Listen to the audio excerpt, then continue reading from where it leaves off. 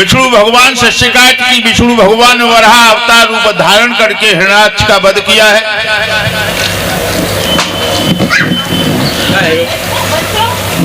जब हिरण्याक्ष का वध हो गया तो उसका भाई हिरण्याकश्यप, पहले के भाई ऐसे थे, अपने भाई का बदला लेते थे। जब हिरण्याक्ष का वध हो गया तो हिरण्याकश्यप सोचने लगा, जिस राम ने मेरे भैया का वध किया है उससे बदला अवश्य लेंगे। तो हिरण्याकश्यप ने श्रोताओं किसकी तपस्या की? ब्रह्मा जी की। और ब्रह्मा जी की तपस्या क्यों की? क्योंकि ब्रह्मा जी को संसार में कोई पूजता नहीं है। कहीं पूजा होती है, कहीं नहीं होती। भागवत में प्रमाण मिलता है, एक मंदिर है पुष्कर क्षेत्र में ब्रह्मा जी का, वहां के अलावा कहीं भी मंदिर नहीं है, जो सृष्टि के रचयिता है। ये श्राप लगा है ऋषियों का। और निमपाल भाई एक बात ध्यान रखना, किसी का समाज में सम्मान हो और एक आदमी उसका सम्मान कर दे तो उसे बड़ी खुशी होगी कि उसे कोई समाज में पूछ ही नहीं रहा है। और एक आदमी सम्मान कर दिया तो वो सोचता है तो मेरी पूछ हो गई समाज में। तो ब्रह्मा जी की तपस्या की हिरण्याकश्यप ने, ये भागवत का प्रमाण है। तो ब्रह्मा जी खुश हो जाते हैं, वो भी भगवान है। कहने लगे हम तुमसे खुश हैं, वरदान मांग लीजिए। तो हिरण्याकश्यप ने कहा, प्रभु अगर आप मुझे वरदान देना चाहते हैं तो ऐसा वरदान दे दीजिए कि संसार में किसी देव ने किसी को न दिया हो, मांग लीजिए। कहा महाराज हम कभी मरे नहीं। अब ब्रह्मा ने विचार किया, जिसने जन्म लिया मरना तो है ही। अब मजबूरी जब आता कि ये वचन दे चुके ही। हिरण्याकश्यप कहने लगा, महाराज न नीचे मरे, न ऊपर मरे, न दिन में मरे, न रात में मरे, न नर से मरे, न पशु से मरे, और कोई शरीर में हमारे हत्या चुभ न सके। न सुबह को मरे, न संध्या को मरे। और एक साल में कितने महीना होते हैं?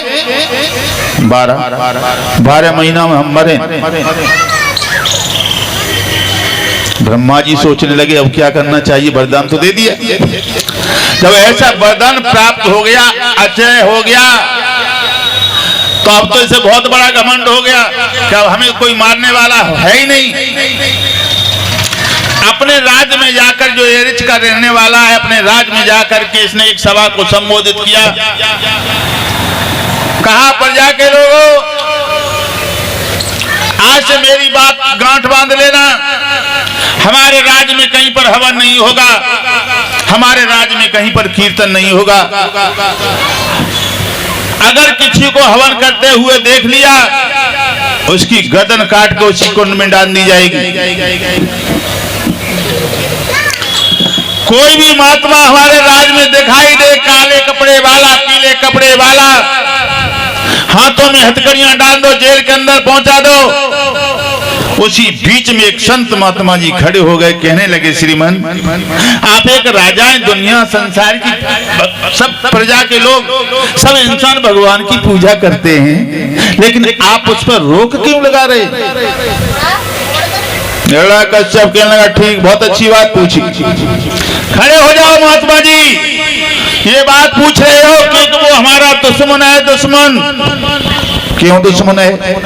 तो क्या बोला है हिरण्याकश्यप?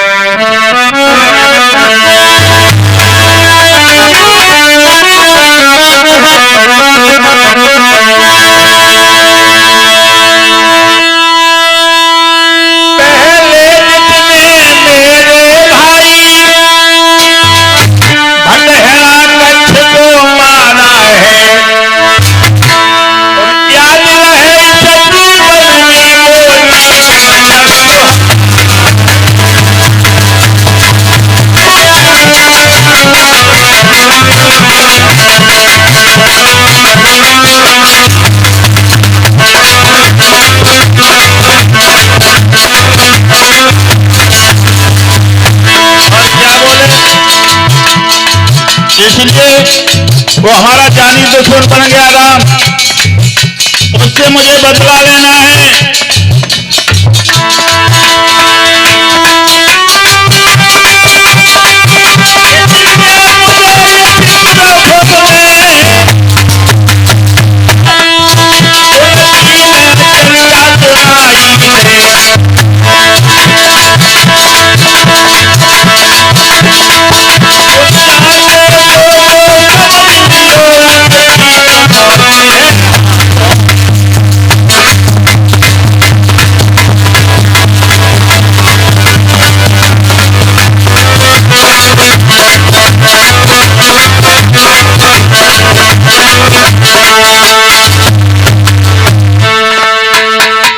हमारे भाई को मारने वाला है, वो हमारा दुश्मन है, इसलिए हमारे राज्य में कोई हवन नहीं करेगा, कोई कीर्तन नहीं करेगा।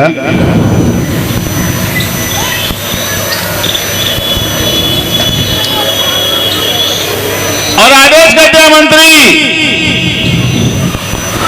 ये महात्मा बगावत करे ऐसे जेल में डाल दीजिए। महात्मा को उठाया, जेल में पहुंचा दिया। और हिरण्यकश्यप कहने लगा, आज से मैं किसी को नहीं देख पाऊं, हमारे राज्य में कोई हमारे दुश्मन का नाम ले रहा है। और क्या बोला हिरण्यकश्यप कि लइयो मन बैरी को नाम को भूल नाई, माला तोरी फेंको छापा तिलक लगइयो ना, जाई नदी वाले न तू परवाले उतार ले, पूजा पाठ यज्ञ गो हवन करियो ना, मनइयो ना पिता मात करियो गौ विप्रघात, गुरु को सौगात लात छाड़ के दिवइयो ना, खइयो मांस मदिरा उड़इयो पुराण वेद, लइयो न दया देवी देवता मनइयो ना। आदेश कर दिया, आज से तुम हमारे राज्य में जी भर के शराब पियो, मांस खाओ, और किसी के माता पिता बूढ़े हो जाए तो सेवा न करो, उठा के गंदे नाले में फेंक दो। परीक्षित जी ध्यान रखना, जैसी प्रजा हो जाती है, जैसा राजा आचारी हो, वो औरत हो क्या पतिव्रता, जाको पति खुद भी बेचारी हो। जैसा राजा होगा वैसी प्रजा बन जाएगी। अत्याचार होने लगा है। श्री सुखदेव जी समझाते हैं, राजा परीक्षित, एक समय की बात कि जब जब होई धर्म की हानि, बाढ़े असुर अधम अभिमानी, तब हरे प्रभु विविध शरीरा, हरे कृपा दे सज्जन पीरा। जब जब पृथ्वी पर धर्म का ह्रास हुआ है, तो भगवान ने किसी न किसी रूप में अवतार लिया। ये आदेश करने के बाद हिरण्यकश्यप अपने राज्य से किसी दूसरे राज्य में चला गया। अच्छे डरता है नहीं, किसी वरदान लगा हुआ है। इसकी पत्नी का नाम था कयादू। कयादू गर्भवती थी। एक बार इंद्र ने विचार किया, कयादू गर्भवती है, राक्षस की पत्नी है,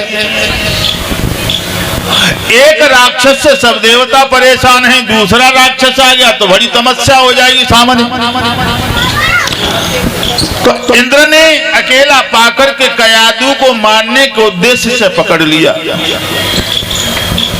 तलवार को निकाल लिया। उसी बीच में देव ऋषि नारद आ गए। देव ऋषि नारद कहने लगे, इंद्र तुम्हें शर्म नहीं आ रही है? एक देवताओं के राजा होकर एक अबला पर, एक स्त्री पर हाथ उठा रहे हो। इंद्र कहने लगा, नारद ये राक्षस की पत्नी है, इसके पैदा होगा तो राक्षस ही होगा। नारद कहने लगे, ये तुमने कैसे सोच लिया कि राक्षस की पत्नी है तो राक्षस ही पैदा होगा? कोई जरूरी नहीं है किसान का बेटा किसान ही पैदा हो, वो अधिकारी भी बन सकता है, देश का भक्त भी बन सकता है, विद्वान भी बन सकता है। तुमने विचार कैसे कर लिया? और तुम्हें शर्म आनी चाहिए, और दूसरे के स्त्री पर हाथ उठा रहे हो। इंद्र ये बात हमारे ऊपर छोड़ दो, इसके राक्षस नहीं भगवान का भक्त पैदा होगा। इंद्र को विश्वास हो गया। श्रोताओं, कयादू को छोड़ दिया। कयादू को नारद अपने आश्रम पर ले गए, कथाएं सुनाई। अच्छे अच्छे सत्संग के वचन सुनाए। और माता बहनों ध्यान रखना, ये प्रमाण भी भागवत के अंदर आता है, रामायण के अंदर मिलता है। जो स्त्री गर्भवती हो उसके कमरे में सुंदर सुंदर तस्वीर होनी चाहिए, भगवान की तस्वीर होनी चाहिए, तो संतान वैसी पैदा होगी। अच्छे भोजन करना चाहिए, अच्छे आहार करना चाहिए, सत्संग सुनना चाहिए, कीर्तन करना चाहिए गर्भवती स्त्री को, तो भगवान का भक्त ही विद्वान बच्चा पैदा होता है। ये मैं नहीं कह रहा हूं। कयादू के पेट में जो बच्चा, उस पर ऐसा असर बदला जो भगवान का भक्त पैदा हुआ। समय के अनुसार कयादू ने एक बेटा को जन्म दिया है जिसका नाम प्रहलाद पड़ा है, जो भगवान का कितना बड़ा भक्त हुआ। धीरे धीरे श्रोताओं, हिरण्यकश्यप भी अपने राज्य में लौट आता है। प्रहलाद जब बड़े होने लगे तो इनके राज्य में एक ब्राह्मण देव थे जिनका नाम था सन्नामर्क, जो शुक्राचार्य के बेटा थे। और शुक्राचार्य राक्षसों के गुरु हैं, बृहस्पति देवताओं के गुरु हैं। तो प्रहलाद को सन्नामर्क गुरु के आश्रम में दाखिल कर दिया, पढ़ने के लिए भेज दिया। हिरण्यकश्यप ने एक बात कही गुरुजी से, देखो कोई अच्छी अच्छी बात हमारे बेटा को मन समझाना, इससे ये भी न पता चले भगवान क्या है, भगवान कौन है। मजबूरी है पेट के लिए। पढ़ने लगे, राजा का बेटा है। और परीक्षित जी, जो बड़े बाप का बेटा होता है उसके पीछे 4-6 लड़का लगे रहते हैं। क्यों लगे रहते हैं? उसकी जेब में पैसा है खर्चा करने के लिए, और पैसा नहीं है तो ठोकर मारती। लेकिन प्रहलाद पढ़ने में बहुत होशियार है, उसे मॉनिटर बना दिया स्कूल का, सब बच्चों से सबसे ऊपर बना दिया। एक दिन का जिक्र मेरे भाइयों, प्रहलाद वहां से चले हैं। प्रहलाद गांव की गली से होकर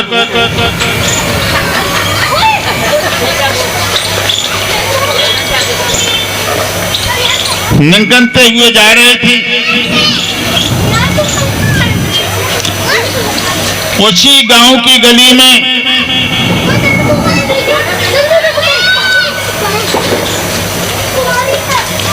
एक गरीबिनी कुम्हार रहती थी।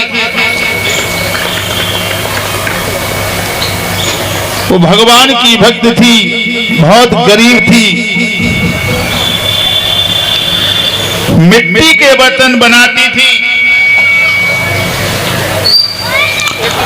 और उन बर्तनों को अग्नि में पका करके बेच करके अपने बच्चों का पालन पोषण करती थी। एक दिन उस दुखियारी से धोखा हो गया, बहुत बड़ा धोखा हो गया। उस दुखियारी ने हवा को लगाया, घड़ा पकने के लिए लगा दिए। धोखा से बिल्ली के 4 बच्चा हवा के अंदर चले गए। अग्नि जब प्रचंड हो गई तब मैया को ध्यान आया कि बिल्ली के बच्चे चले गए, अग्नि में जल जाएंगे। वो भगवान को पुकारने लगी, भगवान का ध्यान करने लगी। और किस तरह से वो गरीबिनी भगवान को याद करती है। उसी गली से होकर के जा रहे थे, उन्हें ये भी नहीं पता है भगवान कौन है।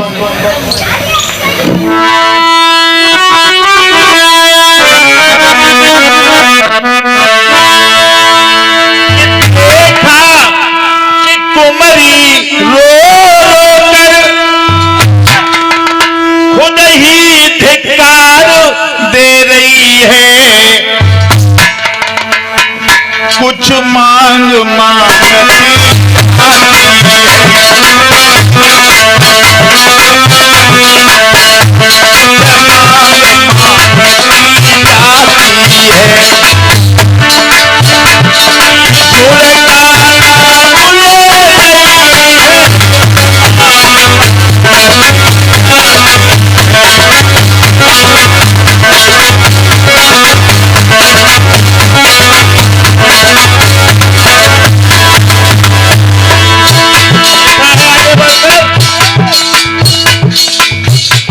बेचारी गरीबनी रोती जा रही है, भगवान को याद करती जा रही है, भगवान से कुछ मांगती जा रही है। और जब भगवान का नाम सुना है तो एकदम प्रहलाद चौंक गए, सोचने लगे ये भगवान दूसरा कौन है, भगवान तो हमारे पिता है। प्रहलाद आगे बढ़े और क्या बोले प्रहलाद,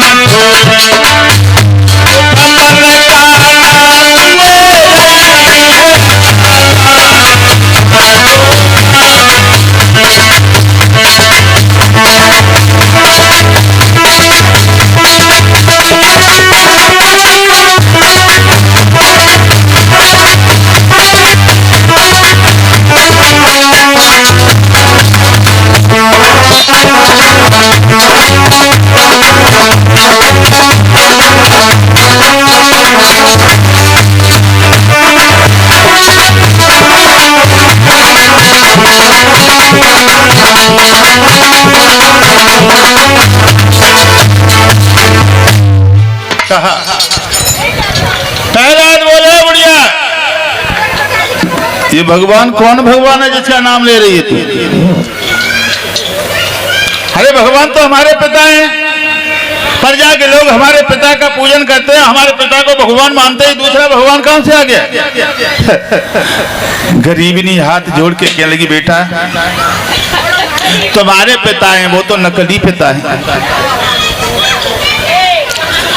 तुम्हारे पिता हैं वो नकली हैं। क्या मतलब? बेटा वो भगवान तो दूसरे ही है जो कण कण में व्यापक हैं, वो तुम्हारे अंदर हैं, हमारे अंदर हैं, तुम्हारे पिता के अंदर भी है, उनके लिए कोई जगह खाली नहीं जहां वो भगवान नहीं है। फिर जहां बैठी रो क्यों रही हो? बेटा मैंने हवा को लगाया, धोखे से बिल्ली के 4 बच्चा हवा के अंदर चले गए, और भगवान के नाम में वो शक्ति है, घड़ा भी पक जाएंगे, बिल्ली के बच्चे भी जीवित निकल आएंगे। प्रहलाद कहने लगे वाह जी वाह तुम मुझे गुमराह कर रही हो, है? ऐसा हो ही नहीं सकता।